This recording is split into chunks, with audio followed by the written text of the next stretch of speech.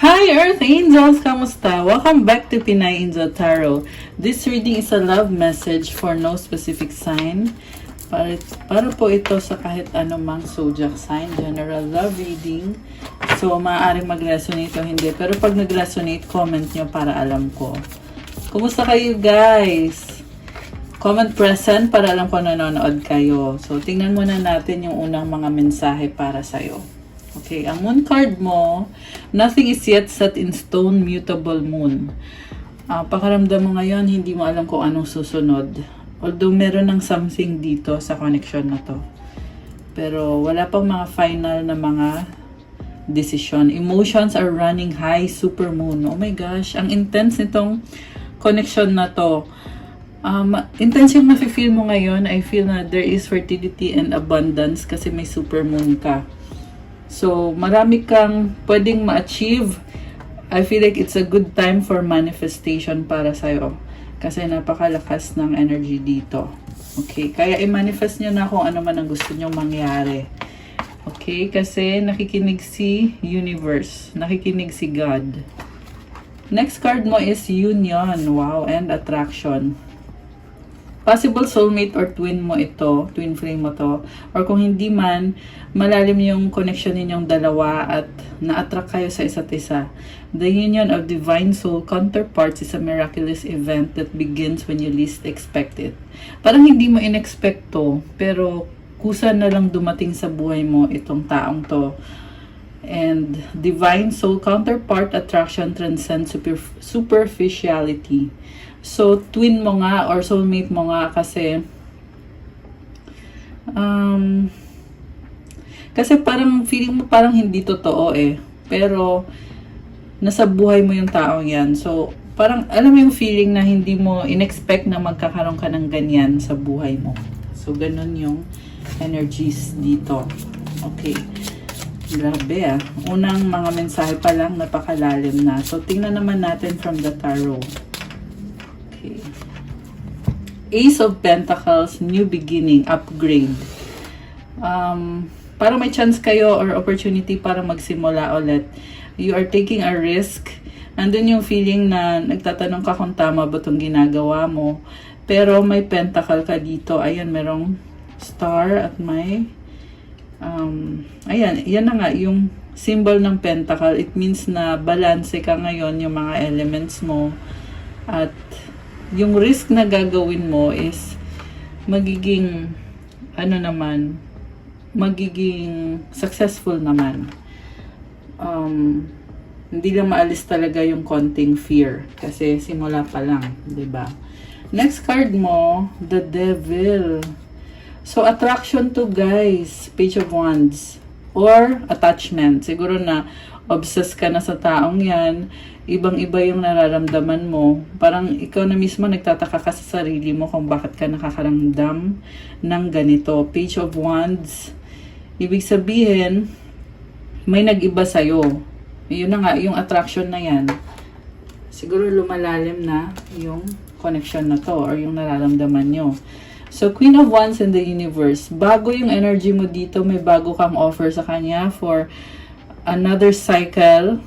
Kasi may mga natutunan ka, may mga lessons learned.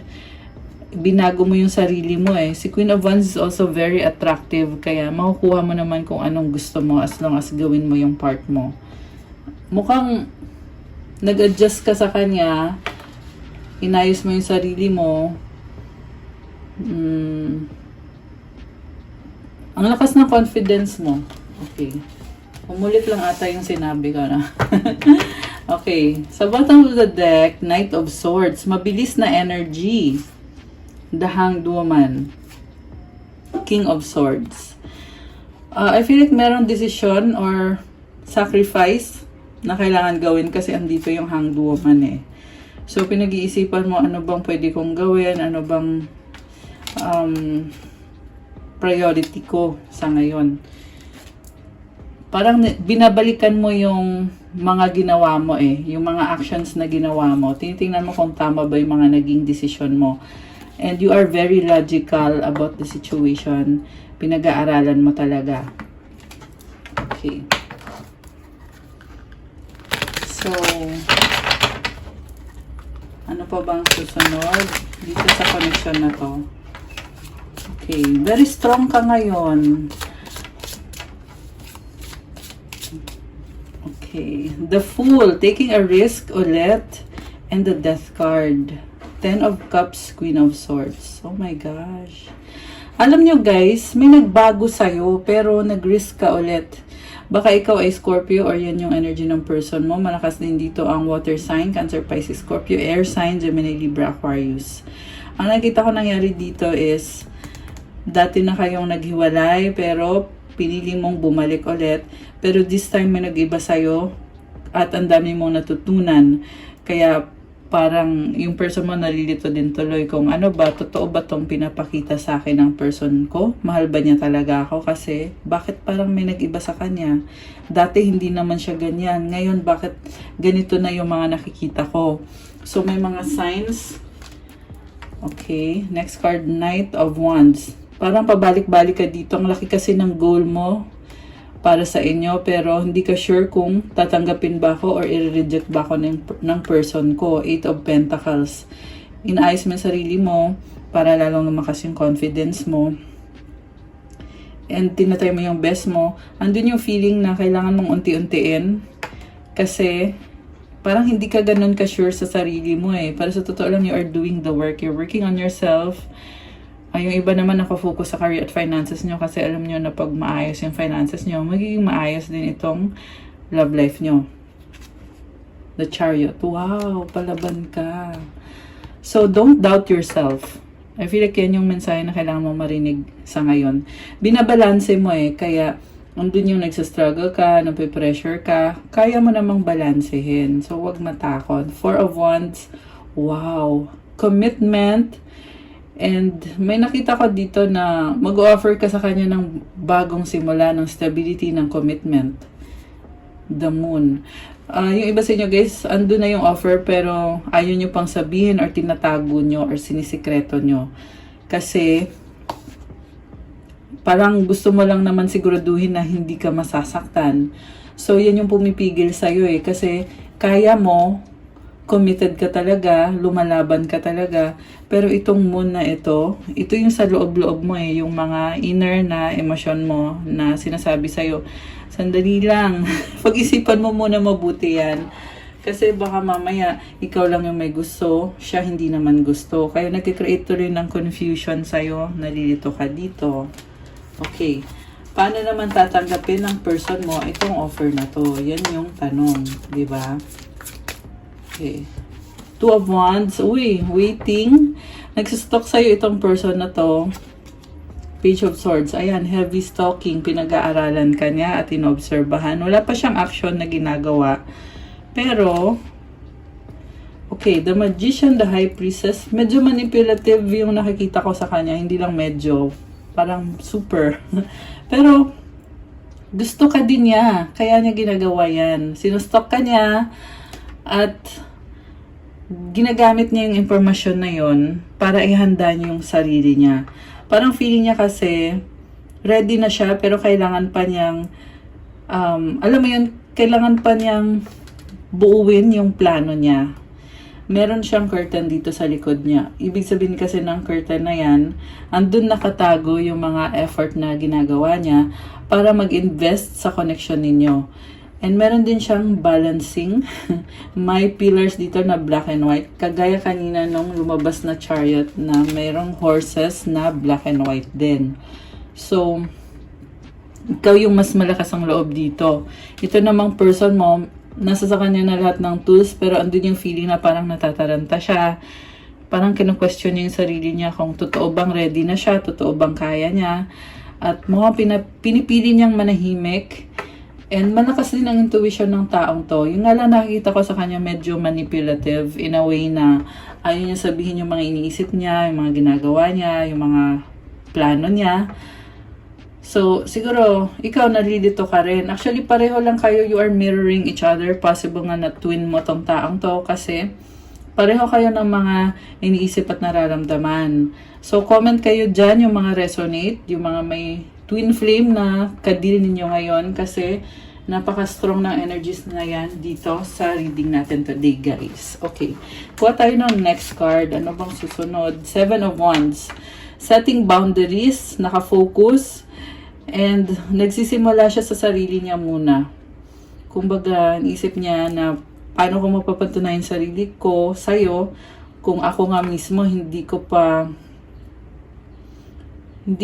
nafe-feel na may karapatan na ako na magkaroon ng stable relationship kasama ka.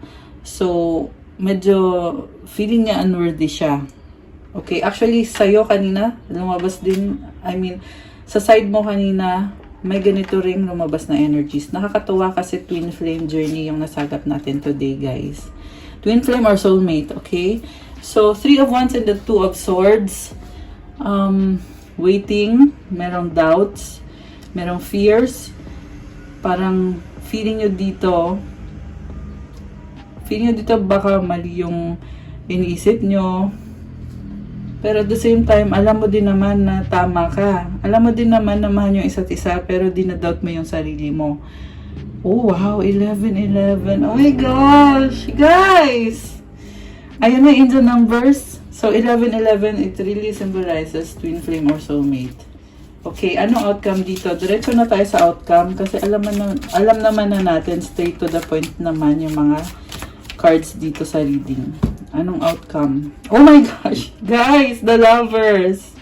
So again, feminine and masculine energy ay nagsama. Merong angel dito na nagbe-bless sa connection ninyo, pumaprotect sa inyo, nakikinig to. So, kung ano yung minamanifest nyo sa connection ninyo, talagang nafe-feel nyo yun na binibigay. Merong nagbe-bless sa inyo eh. Ayan. The Strength card. Merong struggles kaya tinatry nyo ikalma yung sarili ninyo at tinatry nyo i-manifest. So, siguro parang andun yung feeling na spiritually connected kayo sa taong yan. Pero may na-feel ako dito na parang walang nagsasalita eh. Hindi nyo vino-vocalize or hindi nyo sinasabi directly kung ano yung totoo. Kasi nga, merong fear. Parang fear of the unknown.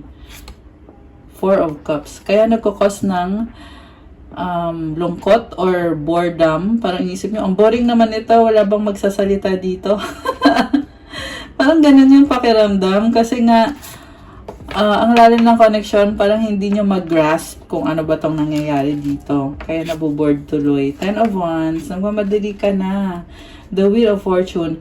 Okay, if someone will speak out or speak up, magkakaroon ng changes dito na magdadala ng growth sa connection ninyo. So, kailangan lang talagang harapin, kailangan gawin kung ano yung calling sa'yo na dapat mong gawin o dapat mong sabihin. Huwag mo yung tatalikuran kasi sinasayang mo yung opportunity na magkaroon nitong Wheel of Fortune energy, which is, like I said, expansion and growth, stability, and changes. So, may number 10 dito sa number of leadership. So, someone needs to take a lead. Actually, dalawang 10, oh. Ayan, 10 of Wands. Tapos ito pa, oh. Ayan, oh, number 10 yan, eh. Tapos ito, number 10 din. Oh, 13, 31. Oh my gosh. Dami angel numbers, ah. So, again, it's a number of leadership. Someone needs to step forward or to take action. The Empress. Oh my gosh! Ace of Swords and the 3 of Cups. So, ito na guys, so breakthrough. Dahil love nyo isa't isa, merong fertility, abundance. Natatanan nyo talaga yung future at sinicelebrate nyo. 3 of Cups. Happiness and celebration. 3 of Swords. Oh my gosh, may problema.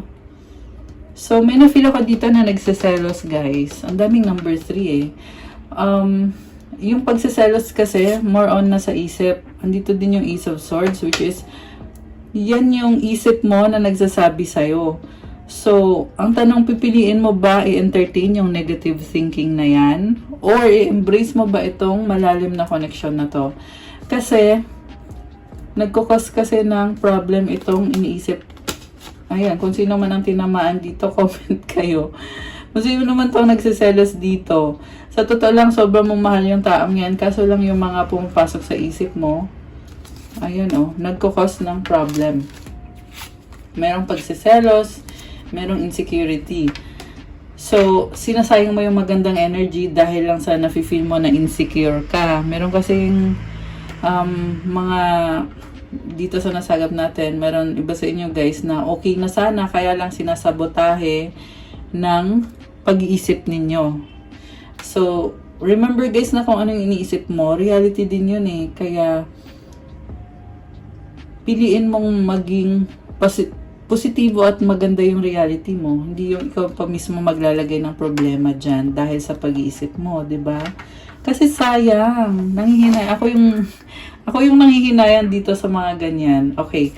So, ang next card natin is Nine of Swords and the Tower. You're stepping out of your comfort zone. So, siguro, fear pa rin yung pumipigil sa'yo kasi feeling mo dito, hanggat hindi ko pa naayos to, napaka-intense ng energy.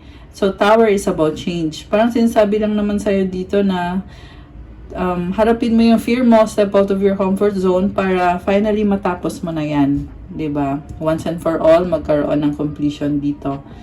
So, intense yung fear. Seven of Swords and the King of Wands. Merong umiiwas. Bakit? Queen of Cups. Oh my gosh. So, sa totoo lang may nakita akong third party or other person naka-deal. Okay?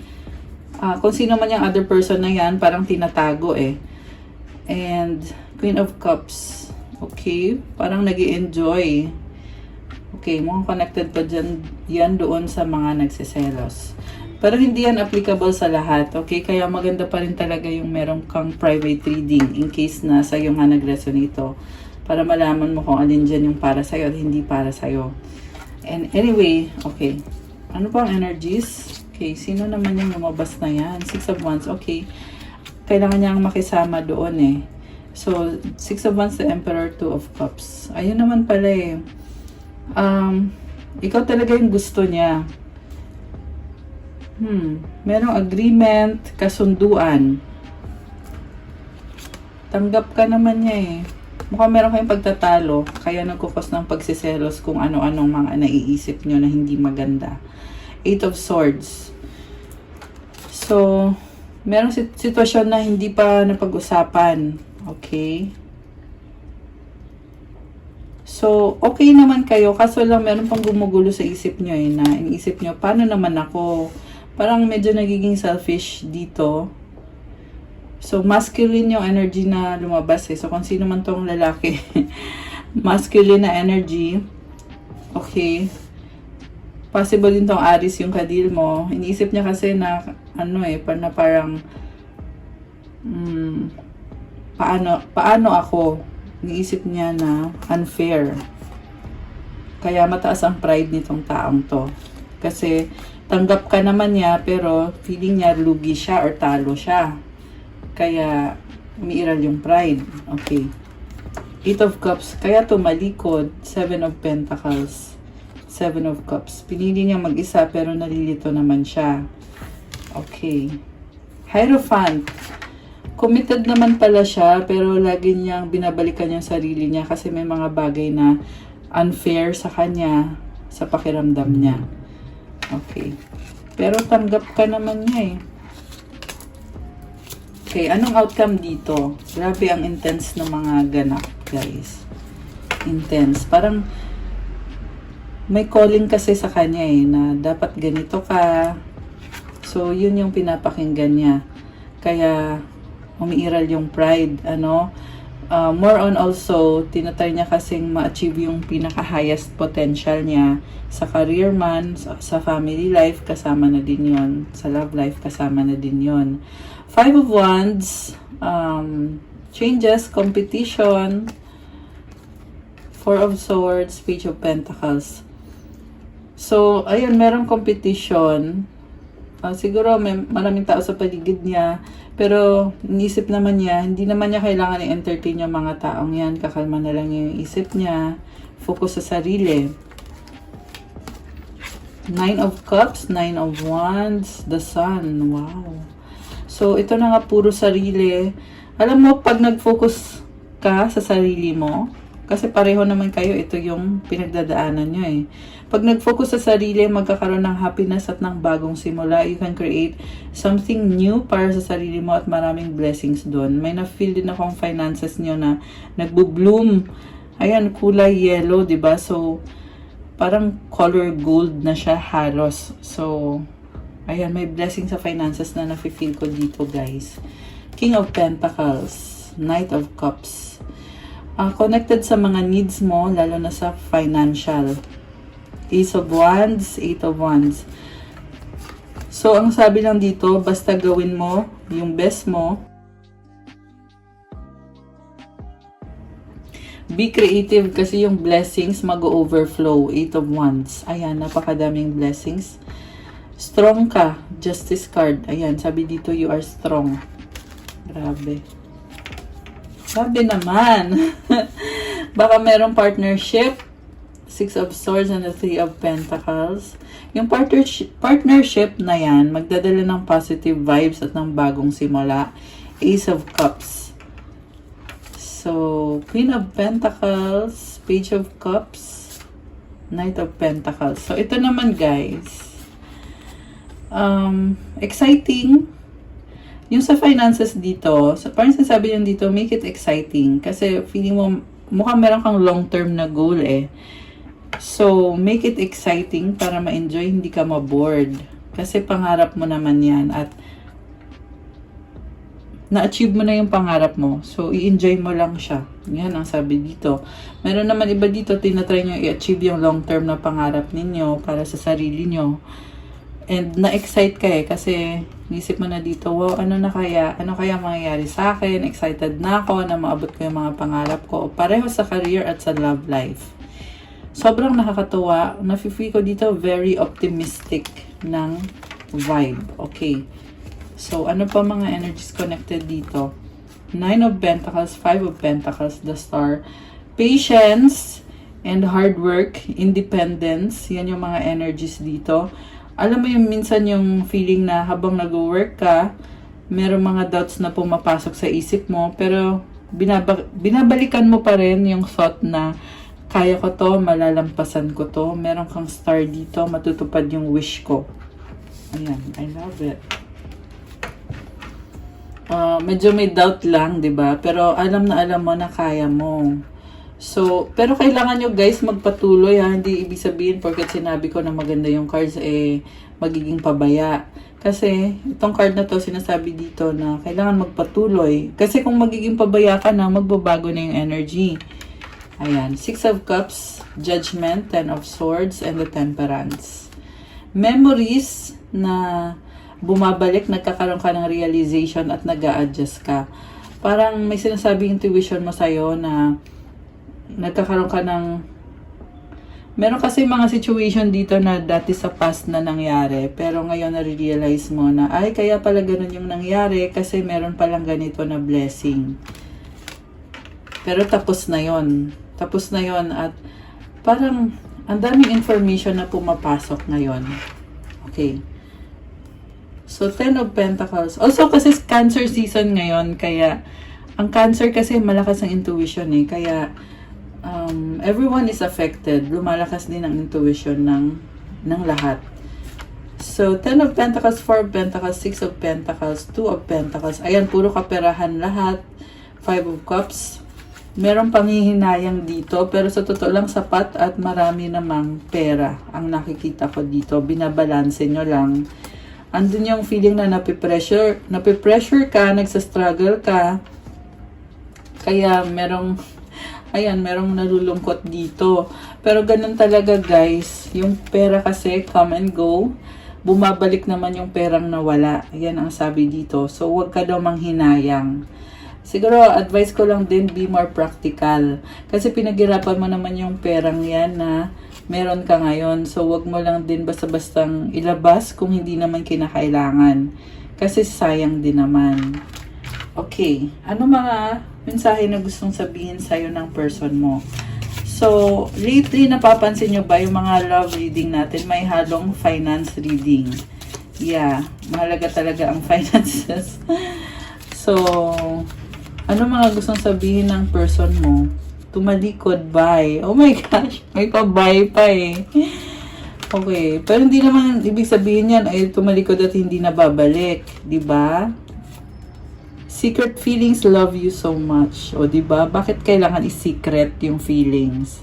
Tinatago pero sobra ka namang mahal. Nakakaloka. Naloloka ako sa ganyan. Char. Okay, ano pa ba? Umaapoy love passion. Ayun. 'Di ba? So malakas ang attraction, babe. Oh my gosh. So merong babe ang tawagan. Ayaw, ayoko. Bakit may ayaw? Ayaw ng ano? Clarify natin. Ayaw ang alin. Tapos lumabas itong sexy love eh. Yan, sinisilip ko kasi siya. Nagmamadali, trying hard. Okay? Ikaw lang. Oh, yun naman pala, loyal. Ano pa? Tapos na. Oh my gosh. Meron talagang pagbabago dito. Tapos na, the end. Kanina may tumalikod by. You're special. So, transformation yun, guys. Pag meron mga ending, nagtatransform kasi yung mga energies. Kaya nafe-feel nyo na andyan pa rin naman siya, hindi naman siya tuluyang nawala sa buhay mo, pero may nagbago. Okay. Ano pa mga mensahe na gustong sabihin ng person mo sa'yo ngayon? Okay, sandali. I hope that you can forgive me one day. Oh my gosh. Uy, tumalon siya. I look for you everywhere. Hinahanap-hanap ka niya. Sabi ko nga kanina, nagsastop eh. We both know I'm not the one for you. Oh my gosh. Yun na nga, meron siyang doubt sa sarili niya. Feeling niya, hindi siya yung para sa'yo or hindi siya worthy. Parang ganon. I can't stop thinking about you. Oh my gosh. Niisip ka palagi ng taong yan. We need to let each other go. Oh my gosh! Bakit? Okay, ano pa? You don't know how hard it was to let you go. Bakit lagi niya yung iniisip na let go, let go? Oh my gosh. It's time for me to heal now. Kasi nag-heal siya. The timing just wasn't right for us. And last, you came closer than anyone I feel even though we are apart. Ayan, guys. Nahanap ko yung isang ito. Kasi kukuha pa ako kung ano pa bang mga mensahe ang gustong sabihin sa'yo ng twin mo or soulmate mo or ng special someone mo. I am sorry. Oh my gosh. Nag-sorry. Bakit nag-sorry? Okay, ito. My pride or ego took control of me. Ayun lang. Dahil sa pride or ego. Kaya nag-sorry naman. Okay, ano pa mga gustong sabihin ng person mo? I can't move on from you. Oh my gosh. Okay, ano pa? Ano pang nararamdaman niya? Childhood trauma. Oh my gosh. My childhood trauma. Please help me. I need it. I'm not happy anymore. Parang feeling niya, ikaw yung makakatulong sa kanya para maging happy siya ulit. I have so much things running in my head. Okay, dami iniisip. Ano pa? Ano pang gusto niyang sabihin sa'yo ngayon? Oh my gosh! I love you unconditionally. Grabe. Okay, last one. Okay. I reread our old conversation. Ayan. Anong advice? Hindi lumabas. Oh, I need you. Anong advice sa mga viewers natin? Kukuha ko na din kayo ng sagot sa wish nyo. Okay. So, isipin nyo ngayon yung wish nyo, guys. Ayan, mag-wish na kayo.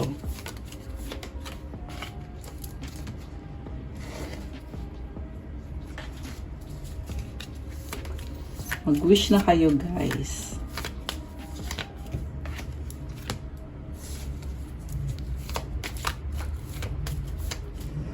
Okay, ready na ba kayo? Nabuksan natin ang sagot sa wish nyo.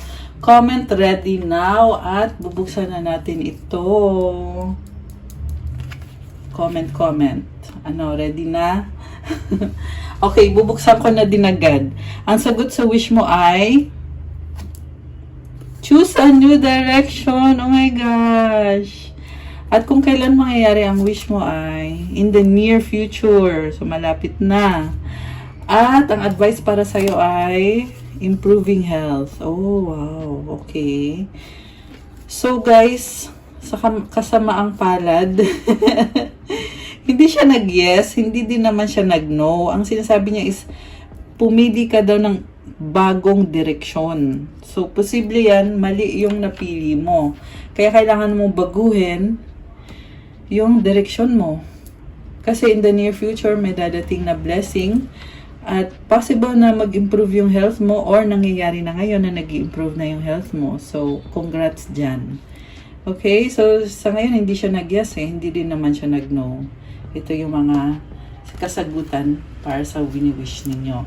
At ang advice naman para sa'yo, mistakes. Allow me to know it's okay to make mistakes. Let me always take care of the inner child so he or she feels loved no matter what. So, okay lang daw na magkamali. Wala namang perfect na tao eh. Lahat naman nagkakamali. So, don't be so hard on yourself kung ikaw man ay nagkamali or minsan nagkakamali. Alagaan at mahalin mo daw yung sarili mo, yung inner child dyan.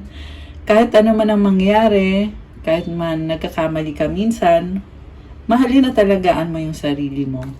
Okay, ayan guys. Sa mga kinailangan marinig ito, mga mensaheng ito.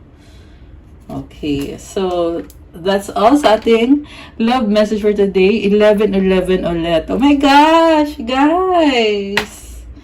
Grabe. Ang ganda ng reading ngayong araw na to, sa totoo lang. So, like kayo dyan, comment yung mga nag-resonate, comment heart kung nag-resonate, or comment thumbs up kung nagustuhan nyo. And subscribe and hit the notification bell. Also, kung kailangan nyo ng gabay or ng more information, you can book a private reading. May bayad po yun. So, tingnan nyo po sa description box, nakalagay dyan kung saan nyo ako pwedeng kontakin. Sa Viber or sa WhatsApp para mas mabilis. And for those who want to start your crystals journey, mayroon pong crystals to attract love, prosperity, wealth, and abundance, healing, protection, focus, motivation, manifestation, negotiations, for good luck, at marami pang iba. So, message nyo na lang ako. Thank you so much, Earth Angels. Announcement, dun sa mga sumali sa aking anniversary giveaway, hanggang July 22 na lang po pwede mag-send ng mga entries ninyo. 3 pa lang po ang nagsisend ng tamang entries. Sandali, 222 on the clock. May into numbers ulit. So, ayan, nakakatuwa. Hinirit ko lang. So, yung gustong magkaroon din ng chance na masali po sa free tarot reading, ang gagawin po is mag-send kayo, mag-like kayo dun sa post ko sa Facebook or sa IG or sa Instagram, i-screenshot nyo at i-send sa akin na nag-comment kayo dun. Tapos, mag-subscribe kayo dito sa channel ko at sa mga social media accounts ko, i-follow nyo, i-screenshot nyo din yun, i-send nyo din sa akin yun. Mag-invite kayo ng dalawang friend nyo na mag-subscribe, i-screenshot nyo na nag-subscribe sila at i-send nyo sa akin. At pag nagawa nyo yun, bigyan ko kayo ng isang entry every 2 persons na ma-invite ninyo. At i-raffle ko yung may mga entries. Magra-raffle ako. Pipili ako ng 4 na mabibigyan ng free tarot reading. At yung free tarot reading ay ipopost ko sa social media ko ngayong July 22. So, last na extension na yan. Kaya kung hindi pa kayo nagsisend ng entries nyo, mag-send na kayo kasi i-announce ko na sa July 22. As of today, 3 pa lang yung tama. Maraming nag-message pero mali yung ginawa nila. Kulang. So, hindi ko sila binigyan ng entry pag kulang yung mga sinisend nila sa akin na screenshot. Ninyo pala. 3 pa lang yung nakakuha ng tama. At yung 3 yon ilalagay ko dito yung pangalan nila para makita nila. Ayan ha. So, yung 3 yon magra-raffle pa ako eh. So, pero kung wala nang makakasend sa akin ng tamang entries, eh di syempre yung 3 yon pasok na yon sa magkakaroon ng free tarot reading. 'Diba? So, ganun lang yun, guys. So, thank you again, Earth Angels. Thank you so much din sa mga nag-send sa akin ng mga entries. Although, nag-send pala sa akin ng mga ninyo, ng mga comment ninyo na count me in. Try nyo ulit, guys, para makapanalo kayo ng isang entry at masali kayo sa raffle. Have a good night, Earth Angels. God bless you all. Stay safe and I'll see you again soon. Love you, guys. Bye!